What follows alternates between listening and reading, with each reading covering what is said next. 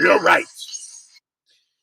Speedballs, slime balls, streets on fire. That's I used to skateboard the streets of San Francisco as a young tot, listening to that music. That was I was doing that late '80s, early '90s, late '80s.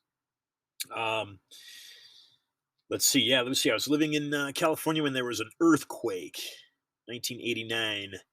Believe the San Francisco Giants and the Oakland Athletics were playing each other, and the house we were in started shaking, and the trees started swaying. But that's right about the time I was taking my skateboard over there to what were known as the China Banks. I think it's Kearney, Clay and Kearney, right on Portsmouth Square. Anyway, there are these kind of ramped walls that makes skateboarding fun. Kill them all. Seek and destroy, ladies and gentlemen. Just finished with Dr. Madej, Carrie Madej. That's Madej and Carrie Madej.com. You can find a lot of free information. She's really just kind of volunteering efforts in many ways to help people cleanse themselves if they've been vaccinated. And of course, there's never a full cleanse, but she's done a lot of good things to as an osteopathic uh, doctor, internal medicine. A lot of good things to help Americans live a healthier life, physically and mentally. She's a former guest of Stu Peters, Mike Adams, Israeli Live News or Israeli News Live, Alex Jones, KLA International. Um, Alex is a guy I've met a couple times. Mike, I consider him a friend. I don't know Stu. And she's worked closely with Dr. Mikovits, Judy Mikovits. And I've met Judy. She's also been on my show a couple times. And Judy back in 2018, as I had mentioned to Dr. Madej, Judy back in 2018 called for a revolution in this country. Now, non-violent, but a revolt of some sort. Dr. Madej spoke about an agenda.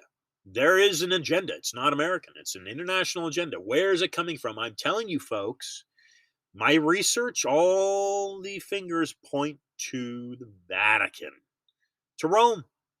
Now, you can listen to that and you can say, oh, Ian, conspiracy theory, there's nothing you can do. Wait a second. Hold on. The folks of the Continental Army, with George Washington, Benjamin Franklin, adopted a constitution. I believe that was 1789. And in that constitution, they did something about that Roman overreach, didn't they? Something called freedom of religion.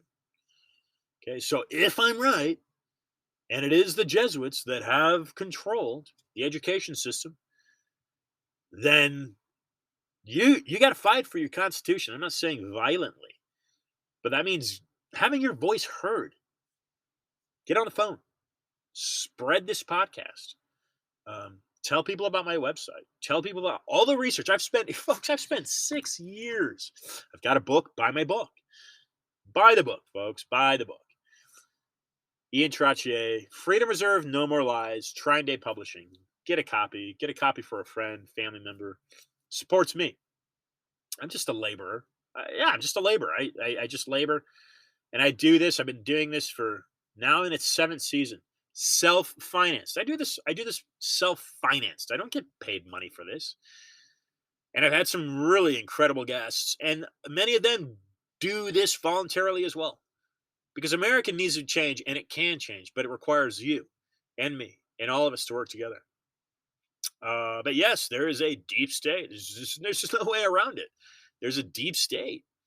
For instance, it took 50 years until Christmas was even acknowledged in this country. My understanding, and I might be wrong on that, but 50 years. In Boston, Christmas was illegal. You couldn't celebrate Christmas. It's a Roman holiday, folks. It's a Roman holiday. Christmas, Christmas. Just an example. And I just spoke about something called the Donation of Constantine, which is a forged document that inappropriately stakes Roman claim over Constantinian rule, surviving today. Historical routes. It's not always entertaining to go that route and understand your history, but there's a reason that socialist movements such as Antifa and BLM want to destroy your history so that you can't go back and learn from it. Tell me one unwise person that tells you not to learn from history, or excuse me, one wise person that tells you not to learn from it. That's how we. That's how we. That's how we right our ship. We learn from history to make a better future. That's just the way it is. Okay, that's just the way it is. So, Dr. Madej, I just got finished with her, and I'm going to bring on Robert Bruce Spencer now, who's an anti-Muslim counter jihad movement. What's happening? What's happening in the United States right now? I mean, what is happening? What we do know is that there's a divide, and it only thickens. It only gets greater. So Robert's going to be discussing something called the Sumter Gambit, how the left is trying to foment a civil war. How the left is trying to foment a civil war, ladies and gentlemen. This author has written 2 New York Times best-selling books. Okay, incredibly well researched, and he's the founder of JihadWatch.org. So we're going to bring Robert on right now. I'm going to dial him in. Thanks for listening. This is Discuss Your Truth. Ian Trottier here. Robert Spencer. Hello. Robert, Ian Trottier here. Welcome to Discuss. Hey, how are you? I'm doing just fine, sir. Welcome to Discuss Your Truth. I thank you for your time. How are you? Just great, thanks. Now, Robert, you know how to research. I suspect you've written 2 New York Times best-selling books, and your latest book is something that takes it informs readers about the dangers of the left, if you will. The title of the book, as I just read, is The Summit Gambit: How the Left is Trying to Foment a Civil War. Before we get into that, Robert, tell listeners a little bit about who you are, what your background is. Make an introduction for yourself, please. Yeah, absolutely. I am the director of Jihad Watch and have been tracking jihad terrorism for 3 decades now, and have written 26 books, mostly about that. And in the course of that work, I've seen that a bigger threat, at least on the immediate horizon, to our freedoms as Americans is the left. And so the Sumter Gambit is a reference to the Civil War, and it is saying that the left is trying to provoke a new Fort Sumter incident and cause a new civil war. Right. Okay. So that's what I was thinking. Fort Sumter. Is it now? I'm going to paint with a broad stroke here, but is there a correlation with the jihad movement to what the left is trying to accomplish here? Yeah, very much so. They're allies, and they are allies because they're both authoritarians. They both want to impose an authoritarian regime. They both don't believe in the freedom of speech and other freedoms that we cherish as Americans, and consequently, they have no trouble working together. Wow. Okay. So that's profound. Robert, what were you doing before you started looking into the jihad threat? Well, that's a long time ago now. I was actually consulting with various private organizations about and individuals about the jihad threat. So I guess that actually doesn't answer your question. You want to go way back into the 80s. I was teaching in various places and writing for various people. Ghost wrote some bestsellers before I wrote under my own name. Wow, awesome. Okay, and what was it that got you looking into? Because you're saying 3 decades, that predates 9/11. What was it that caught your eye? Hey, there's a threat in America. I mean, I'm assuming that you saw something domestically. Maybe you can clarify that. Oh yeah. Well, actually, it goes all the way back to the Iranian hostage crisis in 1979. I was just starting college when all that unfolded, and I knew that my family was from the what is known as the Islamic world, and that they had been exiled for declining the invitation to convert to Islam. And I started to see that there was a connection between what they had experienced in and what was going on in Iran at that time, and started to study the history of the region. And all, of course, that leads you right back into Islam right away. So one of the beauties, of course, of the United States is it's kind of this Constitution has allowed a melting pot to take place based off of religious freedom.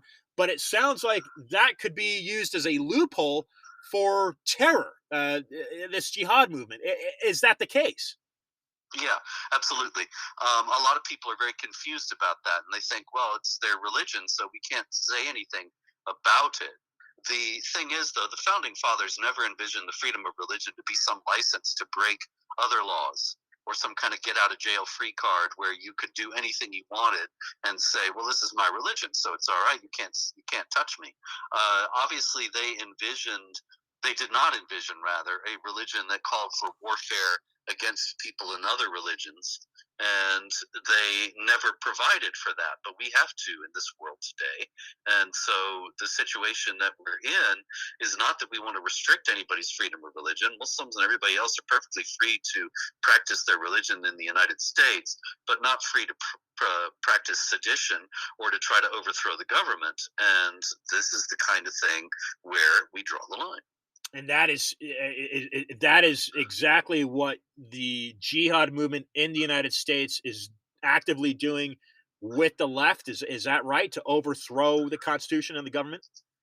Well, you have Muslim Brotherhood organizations infiltrating the highest levels of the government, and the left has facilitated that and made that possible. They never could have done it on their own. But the left, of course, very susceptible to the race card, to victimhood claims. And so, in the name of diversity and inclusion, they have brought these Muslim Brotherhood groups into the government. Meanwhile, the left, as we see from Joe Biden's disinformation governance board that was aborted after an outcry, but it's not as if they love the freedom of speech now. It was a direct action against the freedom of speech. These people are authoritarians. They do not believe in the First Amendment. And so they don't have any trouble working with others who also don't believe in those kinds of freedoms, but envision an authoritarian society. Where does the jihad movement get its financing to expand, grow, and expand and develop in the U.S.? Who's funding this? Well, the Muslim Brotherhood is an international organization originated in Egypt, and they have quite a lot of. Uh, they have activities all over the world. They have organizations all over the world. There are people who support them because they believe that to impose Islamic law over the world, all over the world, is what Muslims ought to be doing. So they have very rich people who fund them out of Saudi Arabia, out of Qatar in particular, out of various other places where there are simply very wealthy Muslims in the oil-rich regions who think that the Muslim Brotherhood is great and doing the right thing. And so groups like the Council on American Islamic Relations and others in the United States that are linked to the Muslim Brotherhood have no trouble with funding because they have some very rich friends. What are some of the hidden dangers that you can tell listeners that are present in the country that they again that's hidden that they're not realizing are there? Well, for one thing, the war on the freedom of speech. Most people have no idea how advanced it is. Even now, when revelations are coming out with the Twitter files and Elon Musk and all that, I think most people don't even realize that the United States government now, the administration of Joe Biden, has been implicated multiple times trying to restrict the freedom of speech of various individuals, to silence various individuals by getting them banned from social media platforms because they say things that dissent from the regime's line. This is third world stuff. It's not the sort of thing that ought to be happening in the United States. Yeah, I mean, it sounds like a socialist regime. I mean, this is This is what was happening in Venezuela, Cuba, from the best of my knowledge. But yeah, like you're saying, it shouldn't be happening in the United States, but it is. Just a couple weeks ago, right? We had Stanford University come out with their publication, their list of I mean, basically like forbidden terms, forbidden words, that sort of thing. Is there a correlation to the jihad movement to what's happening in universities right now?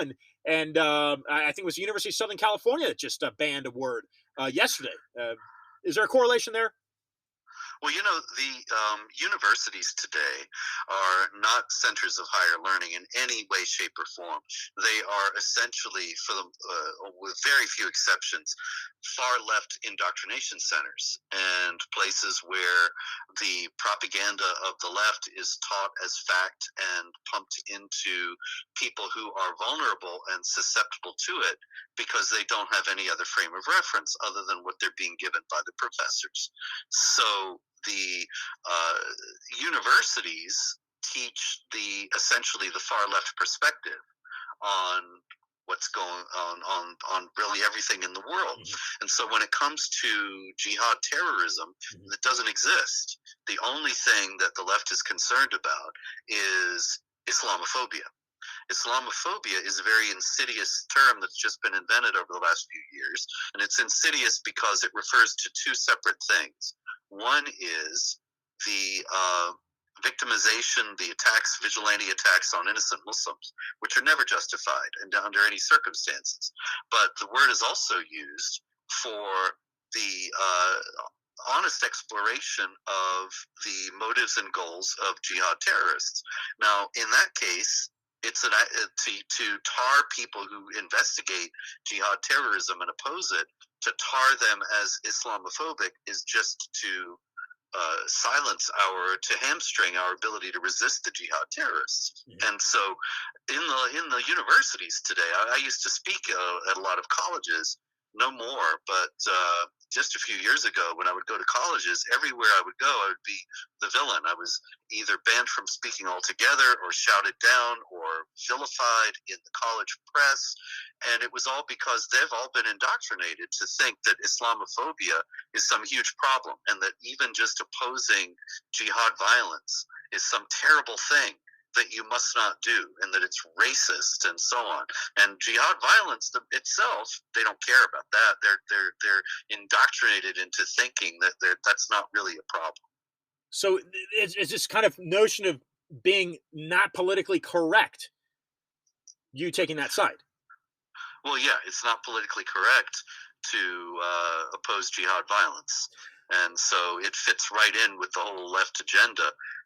They want to silence those who dissent from what they say, and one key example of that are the jihad is to talk about the jihad honestly. So we've got Biden that goes down to El Paso. We're getting reports that the local government cleaned that place up. It was spick and span for his 4-hour visit. 4 hours, right? It takes him 2 years to go down to the border. 4 hours. And then he just casually goes on to Mexico City to meet with Trudeau and the Mexican president, where the three of them have whatever they have. But we have reports that certainly exceed a year and a half, basically since Biden got into the office, that this border is being invaded. What's coming through in regards your research and your knowledge? What's coming across that border in regards to this jihad threat? Oh, well, there have been actually 98 people over the last year who are on various terror watch lists who were apprehended at the border.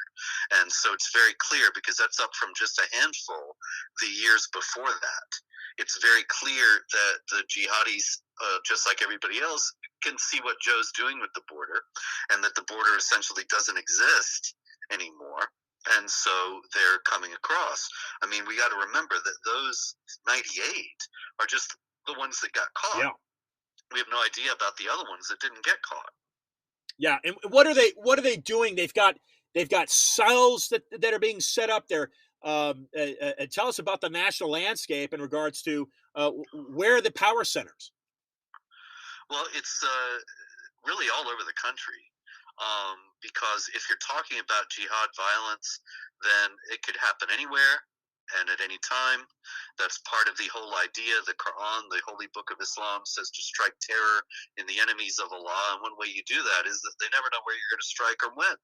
And so the idea is to get the non-Muslims to be too frightened to do anything because of the possibility of a strike, of a terror attack. And of course, we just saw this in New York City, that there was a young man from Maine who converted to Islam. And after he converted to Islam, he traveled to Times Square and stabbed a couple of cops. And he was very clear about that he was doing it because he was a Muslim who considered that he was waging jihad. And then the first thing that the New York City police chief said was, "This doesn't have anything to do with Islam." And it's as if all of the authorities in the West nowadays have been taught that they have to always say that. They can't say that any of this has anything to actually do with what the perpetrator says it has to do. And that's a primary way in which the left is muddying the waters and making it so that it is impossible to discuss these problems in any honest fashion. Um, in regards to safe communities, right? So we rely heavily on security, i.e., a police force, to safeguard these communities, to kind of sniff out some of this criminal activity from happening. As an example, the one you just used in New York, Times Square, I think it was. Um, we know that George Soros, at least I know, I've heard that George Soros is funded through his Open Society. He's funded some of these breakdowns in the police department and Antifa and breaking these down on a social level. Um, is jihad involved in that as well? Let's say, is it? Yeah, Yeah, go ahead. when you're talking about Soros, um, he's really got his hand in everything. And it's kind of remarkable to recall that he was interviewed a few years ago, and he said, "It used to bother me because I would think that I was God. But after a while, I got used to the idea, and he has no problem now." And it's true; he's fantastically rich, and can get himself involved in everything. When you look at the insanity that's going on in America today, you can see that he has funded these far left district attorneys and local officials all over the country, and they don't want to prosecute criminals. They're actively aiding in the breakdown of American society. Now, when it comes to jihad, it's the same thing. For years, George Soros funded Islamophobia research, and so these foundations would come out with these handsomely published publications speaking about the evils of Islamophobia and smearing the people who opposed jihad violence as if they were racists and bigots and so on. And so it's all part of the same operation, really. It's the jihad is just one aspect of it. Now, you're clearly a great researcher, a great writer. As we mentioned, you're a New York Times best-selling author 2 times over. What are who's listening to your work, Robert? It doesn't sound like you're going to these institutions of higher education, which you've clearly stated they're not educating. Colleges are not. Who are the people that are listening to you? Who are the people that are receiving this warning from you? Well, I'm trying to appeal to any American of goodwill who is aware and appalled at what's going on. The book, The Sumter Gambit, discusses how the left is trying to portray all of the opposition to its agenda as insurrectionists, as traitors, and that's just a prelude to criminalizing that kind of opposition. We've never had a movement in the United States before to criminalize ordinary political opposition. But people might think, you might think that it's crazy to say that that's happening in the United States. But remember, and this is the first thing in the book, I discussed Joe Biden's speech from September 2022, when he said Donald Trump and the MAGA Republicans represent a threat to the very life of the republic. Now, this was an extraordinary statement. He never before in American history has a president said that his primary opponent and essentially half of the electorate is outside the bounds of acceptable political discourse. And once you say that, and he said it very clearly and never has backed down from it, then you're just laying the groundwork to saying these people can't be allowed to speak, they can't be allowed a platform, and that then the next step might even be to arrest them. There's never been this kind of danger of authoritarianism in the United States before, but the book is about how it is spreading not just in the political arena, but also the cultural arena, with the drag queens in primary schools and the gender madness and all that.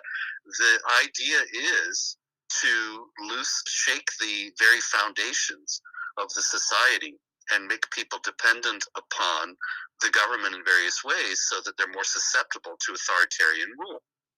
Yeah, again, it sounds like communism to me, socialism, and Yeah.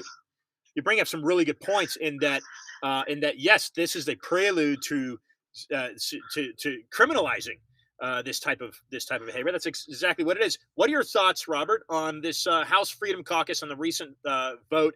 The holdout, I think it took 15 votes to get McCarthy in there. What we're seeing, of course, are elements of the GOP. And we're saying the left, right, the Democrats, and they're working or influenced and being paid off by elements of jihadism. But also the GOP is in a similar bed. Do they realize they're in the bed? And then some comments from you, Robert, in regards to Matt Gaetz, Boebert, and people of this House Freedom Caucus. Well, I have tremendous respect for them because they were trying to carve out a place for the Republican Party as actual opposition to the Democrats. And there's so many America First patriots who are so frustrated with the Republican Party at this point because for years now, it's just been behaving as if it were a controlled opposition. And it was, I think, Lenin who said the best opposition is one that is made up of your own friends and allies. And so this is something that we have in the United States, unfortunately, with Mitch McConnell and Kevin McCarthy and people like that. They just go along with whatever agenda the left dictates. And so Gaetz and Boebert were trying to hold McCarthy's feet to the fire and try to get him to commit to being a real opposition. And we'll see. We'll see how that'll shake out. I don't trust the man. I don't think he's going to follow through. On the other hand, he's made a lot of commitments and a lot of promises, and he might not remain speaker if he doesn't follow through. So it's going to be interesting to see. Yeah, and you're saying that you personally find him suspicious, and you don't trust him. Why not? Well, I've seen him in the past go along with what the left dictates. I mean, like, take, for example, the insurrection, the January 6th business. And the whole idea that there was an insurrection is trumped up. It's made up by the left. The idea that the bunch of people who were let in by the police and snapped some selfies in the Capitol were going to overthrow the government, it's beyond ridiculous. They had no plan, they had no leader, they had no weapons. That was it. There was nothing. It was just some people walking around. And it's a shame that they went in, and if they trespassed, they should be prosecuted for trespassing, but that's it. But the idea that this is some massive insurrection is made up, is a manipulative idea of the left in order to try to further its goal of criminalizing opposition in the United States. Yeah, and you're saying that McCarthy is not taking a hard line on this. Oh, yeah. I'm sorry. I didn't bring it back around to McCarthy. But, yeah, he actually bought into the narrative. And he's saying, oh, it's so terrible. And they issued statements saying, oh, it's terrible how much our democracy was threatened and all this nonsense. And they know better, but they're playing some kind of game. and we've got to stop playing games with these people. They're lying. What they're saying is not true, and we shouldn't go along with falsehoods. Robert, what is, if you can define it, how do you define? Now, it seemed to me that Trump was the first president that threw out, I may be wrong, but I don't remember here Obama saying deep state, fake news. And there was definitely a tide that turned, it seemed, in America. People started questioning maybe what was going on in the government. And hey, there are elements of corruption that are kind of overreaching our civil rights. And of course, it kind of led up to this insurrection and Pence, being unwilling to step up for the commander in chief at the time, right? So how do you define? What do you see as? And you're threading in a religious element to this with your work on jihadism and the threat that brings to American liberties and freedoms. But how do you define it? It's a very complex definition, I suppose. And I think still today, many Americans would just kind of scoff at that and say, "Oh, there's no deep state. It's a conspiracy theory. It's a theory, right?" But what would you say to that? How would you define the deep state? Oh, it's actually, I think it's not all that difficult. The fact is that they admitted that it existed when there were all sorts of people. Miles Taylor, who was anonymous for a few years, he wrote the famed anonymous book during Trump's administration. There were all kinds of people like him, including him, coming forward and saying, "I am in the administration, and I'm doing my best to stop what it's doing and to hamstring what Trump wants to get accomplished." Now, see, I was naive, and I think most Americans were, and most Americans still are. When Trump was elected president, I thought Trump was going to implement his agenda as president. And it never occurred to me, uh, even though I have studied American history to a tremendous degree. I wrote a book, Rating America's Presidents, a few years back, and I'm familiar with the history of the United States. It never occurred to me that there would be an entrenched bureaucracy. I knew there was a bureaucracy in Washington, but that it would actually start to actively work against the sitting president. That I never expected, and I don't think most Americans did. But now a lot of Americans have awakened to the reality of it, and they see that they themselves have admitted that they're there and they're doing it, that they are implementing their own agenda, which is very far to the left, regardless of who's sitting in the White House. And this is something that is quintessentially anti-American and dangerous to, in a genuine sense, to the life of our republic, because the people don't have any accountability. We can't vote out Washington bureaucrats, and yet they're the ones making the decisions and calling the shots in the government. They ought to be removed, and there needs to be a massive overhaul of the Washington bureaucracy. But when you talk about the deep state, it's the people who, when Trump was elected, because they hated Trump, were working in the United States government, and instead of quitting or just going along and doing what he wanted because he's the president of the United States, they worked to resist him and thwart him in every way possible. And that's the deep state. We didn't see it with Obama, and we don't see it so much now because the administration does what the bureaucracy wants. The bureaucracy is far left, and so is the administration, and so was the Obama administration. So there's no problem. They don't have to stand up and resist now. Yeah, it seems like a shift towards a centralization of power. What are your comments, Robert? What are your comments? We just lived. Well, we're in unprecedented times in the country right now, but we just went through this COVID pandemic, and then these kind of forced injections on people. What are your comments in regards to that, and what are the threads to jihad that listeners need to be aware of? The threats to of jihad. Well, in the first place, you've got 124,000 Afghans that Joe Biden brought over after his catastrophically botched withdrawal from Afghanistan. Alejandro Mayorkas, the Department of Homeland Security Secretary, admitted that the vast majority of those people were not the people who helped us in Afghanistan. That's who they should have been bringing over. That's who they said they were going to be bringing over. Instead, they brought over these people. We have no idea who they are. and we Wow. don't know how many terrorists are among them. We don't know how many criminals are among them. We don't know anything about these people. Mhm. And so that's one huge threat. The other is, as we noted earlier, the essentially non-existent southern border now. But this book is primarily about it's actually not about jihad at all. It's about the left that is trying to cause a civil war by advancing its authoritarian agenda.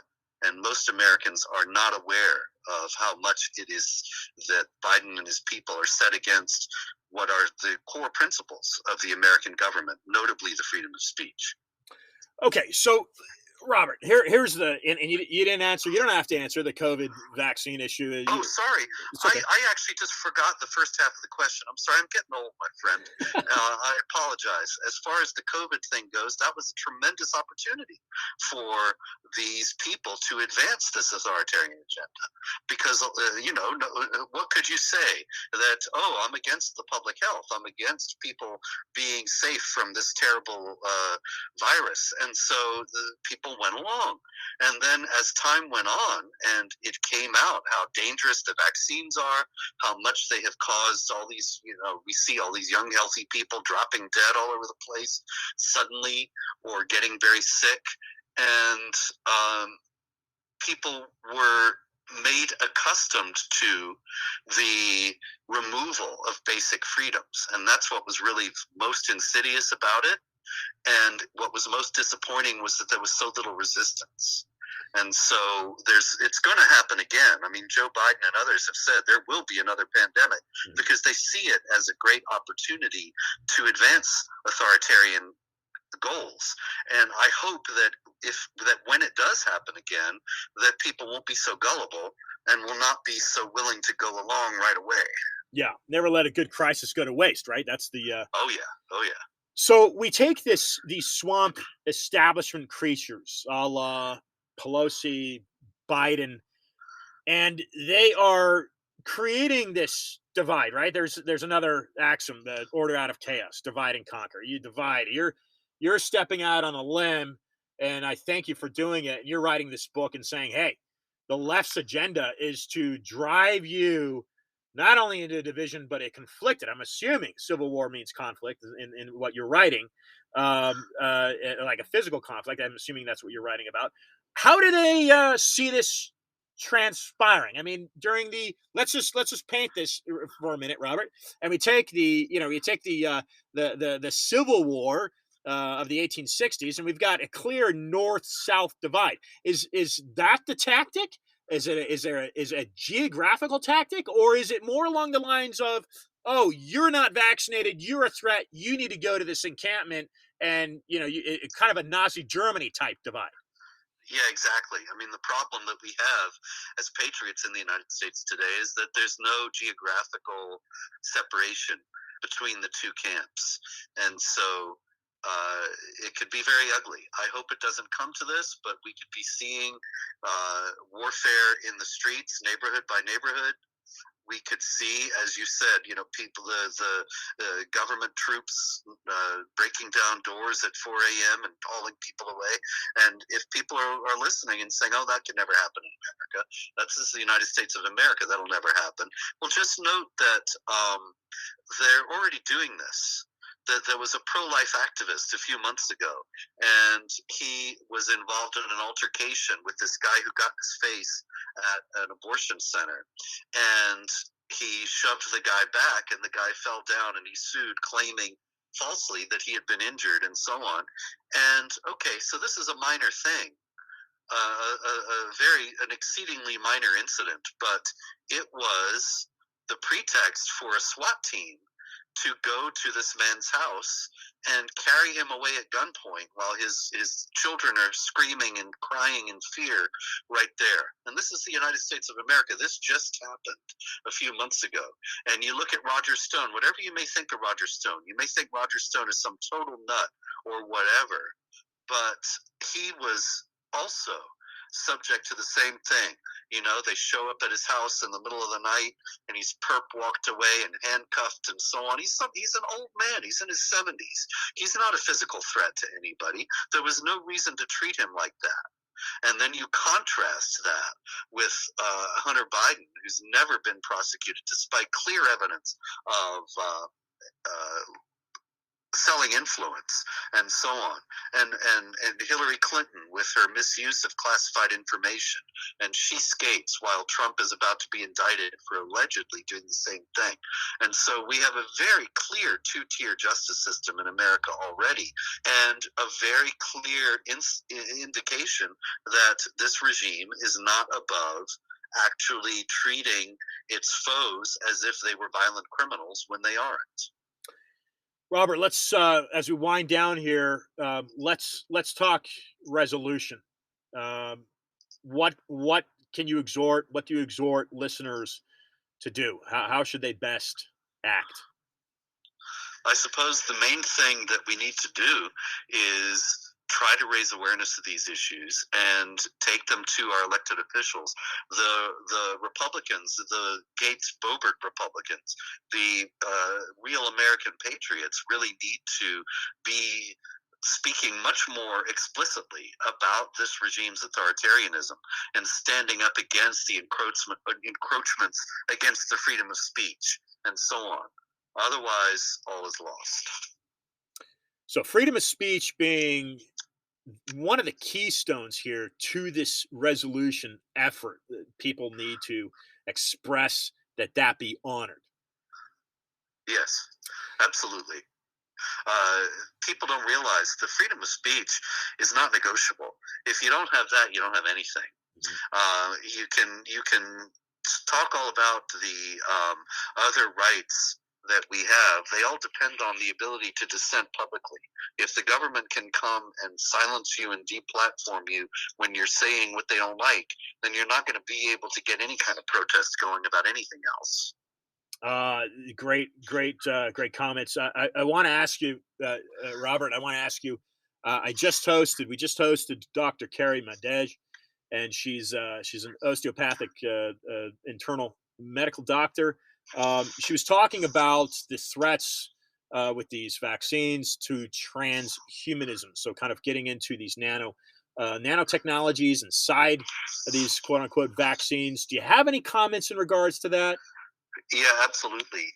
It's all part of the same thing that the authoritarian regime they want to impose is also in line with these bizarre Frankenstein kind of agendas. I remember seeing a video not long ago of Klaus Schwab, and he's saying, imagine pretty soon you'll have a speaker and an audience, and everybody will have implants in their brains. And so the speaker can know what the audience is thinking about about the presentation right away, immediately in his mind. And I thought, man, that sounds like a nightmare. But that's the kind of thing they're talking about. And of course, he did not state all the nightmarish aspects of having some implant in your brain and being able to have your thoughts read. But this is what they're actually working toward. Yeah, insanity. I didn't know that. That's insanity. Okay, so Robert, thank you for joining the program. I thank you for the work that you're doing. Your book sounds incredible. And tell listeners where they can go to support you, how they can learn more and keep tabs on your speaking circuit, and then also wind down with what's on tap for you. What's next for you? Yeah, thanks, Ian. The book is The Sumter Gambit, How the Left is Trying to Foment a Civil War, and it will be out very soon. It's not on Amazon yet. It will be there in a few days, but it is at conservativereaders.com. That's conservativereaders.com. You can order it now. And it explains what the left is trying to do to destroy the freedoms that we enjoy in this country right now. And then the website is jihadwatch.org, where I track jihad activity. Also, it's got a section called The Left Column, which is about exactly what we've been discussing, the left's encroachment on our freedoms, which is far more comprehensive than most people realize, and that's at jihadwatch.org. Ladies and gentlemen, Robert Bruce Spencer. Robert, until next time, thank you very much. Pleasure. Thank you.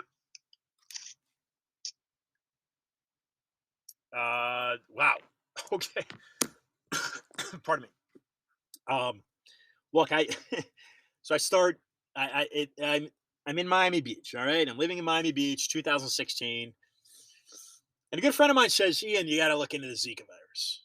And from looking into the Zika virus, I then become abreast of a researcher that left the Hoover Institute at Stanford named Anthony Sutton. And Anthony Sutton was talking about something called an organization called the Skull and Bones Society out of Yale. The Skull and Bones Society, of course, being linked to a guy named Adam Weishaupt, who's a Jesuit, and part of something called the Bavarian Illuminati, a branch of the what was in prior century known as the Spanish Alumbrados. Um, and I just started getting into a little bit about what Sutton was saying. And he was talking about the corruption behind the Bush family, talking about the corruption in the government. This is like in the 70s. He's writing about this and he walks away from Stanford. They threaten to fire him. And then he starts writing about it, I suppose, in the 80s and 90s. Okay. Got this right. So this all started with what had happened is I found the Rockefeller Foundation involved in the pesticide and then also the the virus called Zika, right? The pesticide being known as Naled. And then that's what led me to, got me to Sutton. But here we have a whole other element with jihad, with the work that Robert's doing. And now how that's surfaced a nasty, snarly head in America. But the work that he's doing now in regards to the left, and certainly he's taken a side in as far as, yeah, I don't know how he votes, but as far as saying, hey, the left is completely part of this threat to American democracy and constitution. Of course, the craft, the challenge, the task that they have, or the strings that are pulling them, which is what I would argue, is how that gets posed and presented to be pro Constitution, pro Republic, right? So, for instance, you've got to censor this speech because it becomes a threat. It'll damage you, it'll hurt you. But in contrast, the fact that speech is censored to begin with is what the threat is. So there's no threat to open dialogue, civil dialogue, two opposing sides having a peaceful debate. That is constitutional. That is free speech. That is healthy. That is civil. I try not to take sides. And since I started the show in 2016, the first show was January 2017. I began building it in 16. So I would say the shows began in 2016, and it did. I have tried to stay neutral politically. And as I pull back, the answer to my policies lies on civil liberty, Bill of Rights, Constitution, period. Neither one of these parties existed in 1776, right? So it's a no-brainer. It's not a left or right thing in that sense. It's a neutral. It's a constitutional thing. But what Robert clearly explains is that the left is fomenting this divide. So who is it therefore benefiting? Is it benefiting the jihad movements and the strings? Absolutely. What I urge you to look into, and I opened the show up by this, and I closed the last show by this, because this is where I personally am at right now in the research that I do. And I do this for you. Of course, I do it for me so I can best understand what the threat to this country is, because we are divided. So where's it coming from? And what I conclude goes along those lines of Anthony Sutton. Now, I urge you to learn more about what Robert is doing. What are the lines that he studies? He's been at this for 3 decades. Jerusalem, of course, being the hotspot. I don't point fingers at the Jews. Okay, now Islam is something I know very little about. That's why you buy Robert's work. Now, certainly, these religious crusades in the Middle East, historically and currently, have been the problem. We've been very fortunate to be, if you have been, born into and inherited the laws of the United States. But these are fading, folks. They are fading. And like I said earlier, if you do not stand up, they will be gone. You must pass this podcast on to your friend, to a family member. You must get up the talk on the pick up the phone. You must write the email or write that mail. You must make your voice heard. And I suspect Robert is no different than you. Robert is no different than me. Robert may be even, well, he may be different in that sense because he's representing a Muslim background, is an Islamic background, right? If I heard him correctly, that was his background. That's his kind of his ancestry, right? Now, that might be yours as well. I don't know.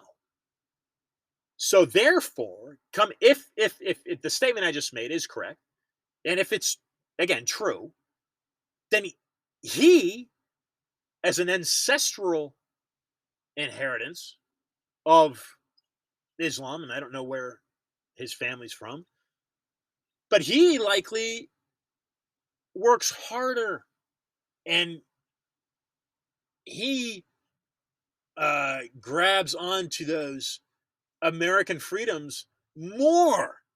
They're more important for him and people like him, perhaps, than would be someone like me, right? So my ancestry is from Northern Europe, France, England, Scotland, okay? And I can identify with that, right? But perhaps for Robert, these freedoms mean even more. And I think there's a lot of people like that, assuming that what I just made, that statement, conceptual um, explanation is accurate, assuming that is correct. There's a lot of people as well in the United States that need to make a decision. And I think, unfortunately, you basically have to start. You don't have to necessarily take a left or a right stance. And it just so happens with me personally that the right retains those values that I adhere to more, that I find important and dear. I'm working with Social Media Freedom Foundation. Been doing it for over a year and a half. This big tech. I was in Palm Beach and I spoke to Governor DeSantis. He said to me face to face, right in my ear. He says, "Well, he's looking at me. He says, Ian, we need to dismantle Google. The the reins that are controlling the big American corporations do not have our best interest. And I mean constitutional. I'm not saying left or right. This is a nonpartisan issue, ladies and gentlemen. This isn't about Hakeem Jeffries getting up on the dais and poking fun at Mar-a-Lago or poking fun at QAnon, whatever it may be. This isn't a right thing. This isn't a left thing. His liberties, civil liberties, are just as important as anybody else's civil liberty. That includes mine. That includes Matt Gaetz. That includes McCarthy. That includes Biden. That includes Pelosi. That includes Trump. That includes whoever it is. If you're an American, you need to start demanding that your liberties are upheld. Because, like Robert just said, they are fading, and they are fading fast. So, in contest, I urge you, I urge you, from my perspective, and again, My perspective is something I have, and it's different than yours, it's different than Robert's. But as you're listening to me, my perspective is that you look at these historical global power threats. And from my research, folks, they all go back to Rome. Now, that road may be different as you follow the work of Robert Spencer, because again, he's a different person than me, but that's how I see things. Okay. And I'm not here to tell you that jihadism is not a threat to the United States. I'm not saying that at all. I'm saying as you follow the research and work that I do, it goes through the city of London, which is not part of the United Kingdom, folks. It is a central, sovereign, independent corporation that finances the monarchy. The city of London is a Roman banking center, still operating today. And the monarch must ask permission to talk to them. That's how that works. So it goes from America, if you will, the United States, it goes from America through the city of London down into Switzerland and ends up through the Swiss Pontifical Guard, in my view, that personally, yes, the Swiss Guard personally protects the Pope. But it doesn't stop there. Nothing's ever easy.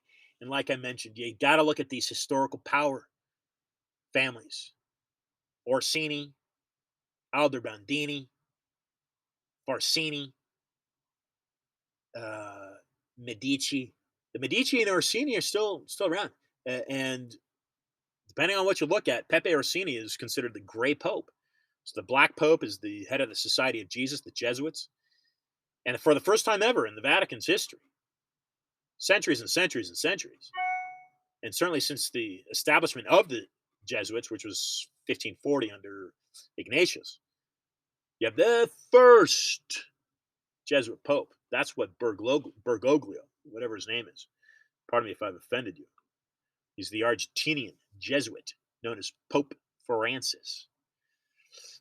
You see, the way the Vatican operates is the way all these other European monarchies have operated. And I agree. I agree with Robert. Freedom of religion is what I feel and believe the country was built on. But he's absolutely correct. Freedom of speech is the most important element to American liberties because once you simply can be criminalized for your speech, the country's lost. Right now, we can still speak freely. And therefore, and thus, I thank you for listening. And I urge you to pass this message forward. I urge you to call your politician. If you agree with the work they're doing, support them. Tell them they're doing good work. Let your voice be heard. If you don't agree with the literature that your children are learning, voice your opinion. Tell the teacher. Tell your school board. Tell your superintendent. You've got to get active, folks. You must, or else the country will fall. It's just the way it is. Until next week, this is Ian Trottier for Discussion of Truth. I appreciate your time. Buy my book, Books a Million right now. Freedom Reserve, No More Lies. Coming out soon. Trine Day Publishing. Get a copy of Robert's book, Robert Bruce Spencer, ladies and gentlemen. And until next time, be awesome.